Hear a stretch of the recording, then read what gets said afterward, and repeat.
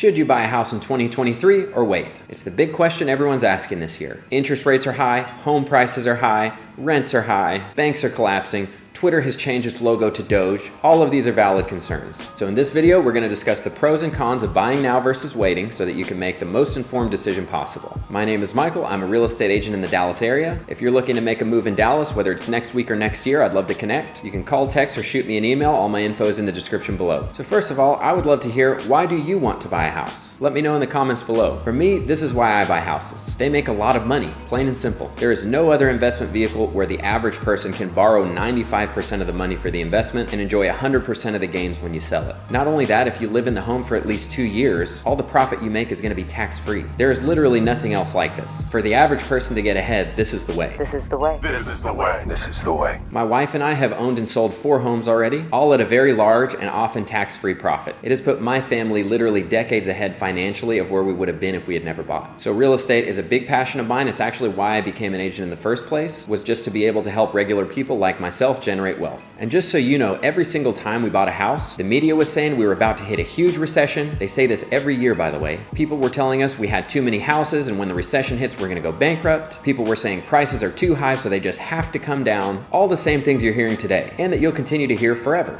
Think about it. When was the last time you heard the media say, it's a great time to buy a house? Never. They don't tell you that. They only tell you how bad everything is. But we still kept buying, and we're still gonna keep buying. And I'll explain why. My saying is, we're always buying and sometimes selling. Are there gonna be better times to buy than others? Sure. Are you gonna catch the bottom of the market because of some insider information that you heard on the news? Absolutely not. But the pros of real estate are obvious. Let's look at some of the cons. You could buy the home and prices fall 20%. You could buy the home and interest rates drop significantly the next day. You could lose your job and get foreclosed on and lose the house. Another one I hear a lot is, if I buy, I'll be tied to the location and I don't know, I might want to move. Well, that's an easy one. I'll tell you, when I started buying real estate, I was actually a singer and I was touring all year. So 3 of the houses I bought, I never even stayed in. I just used them as Airbnbs. So you're not actually tied to the location. But here's where most people get it wrong. There is only one number you need to look at when buying a home that overcomes all of these problems, and it's not the sales price. The only number you need to look at is your monthly payment, because the only way you lose money in real estate, as with any solid investment, is if you become a forced seller at the bottom. You don't lose money because interest rates change. You don't lose money because home prices fluctuate. You only lose money when you are forced to sell at the bottom. By this I mean, if you know that you can come up with your mortgage payment one way or another, even if you lost your job for 6 months, then that means you can afford and should buy a house.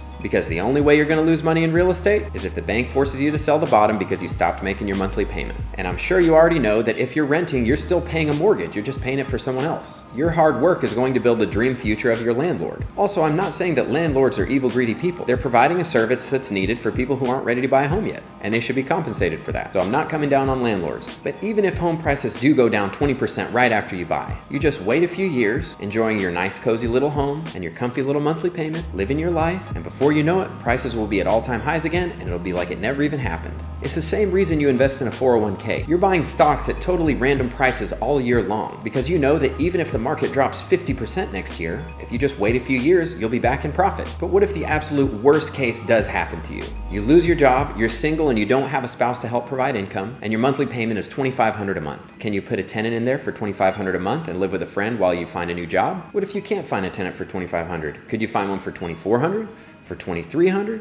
Let's say you can only find someone to rent your place for $2,200 a month. That means you now only need to come up with the $300 a month difference to continue making your mortgage payment. Can you come up with $300 a month while the tenant pays the rest? Of course you can. You could do that in 2 days Ubering. Or since the place is already furnished, could you Airbnb it for $2,500 a month? Airbnbs typically make quite a bit more than long-term rentals anyway. And then that would give you the flexibility that as soon as you find a job, you can move back in. You don't have to wait for a lease to expire. But the point is, eventually you'll get a job. You will have survived that period. You'll move back into your home, and in the following years, prices will continue to increase, you'll be sitting on a ton of equity, and you'll forget all about it. And that's the absolute worst case. Again, my point is just, if nobody can force you to sell the home at the bottom of the market because you have a plan to afford that monthly payment no matter what happens, then you should buy a house. Nobody knows where prices are going. The media is wrong literally every day about everything. They have these experts come on and make these huge predictions that never come true. We just don't realize they never come true because by the time we would be fact-checking them, we're already worried about the next doomsday prediction that also isn't going to come true. A few other things. Interest rates are high right now, but only compared to the last few years. Historically, 6.5% isn't very high, but it feels much higher because home prices are much higher than they've ever been. But let's say you buy a home today at a 6.5% rate,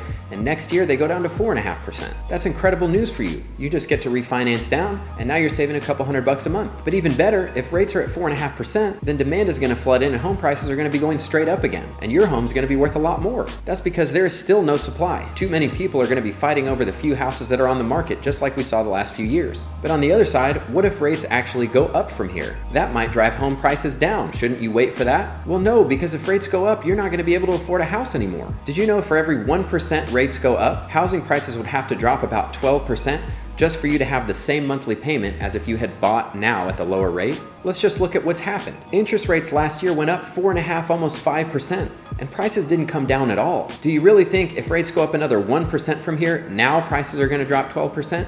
And even if they do, that doesn't even help you because your monthly payment's going to be the same as if you had just bought at the lower interest rate. Now, what if home prices actually do drop 20% right after you buy? Then the Fed is going to drop interest rates big time to create some demand.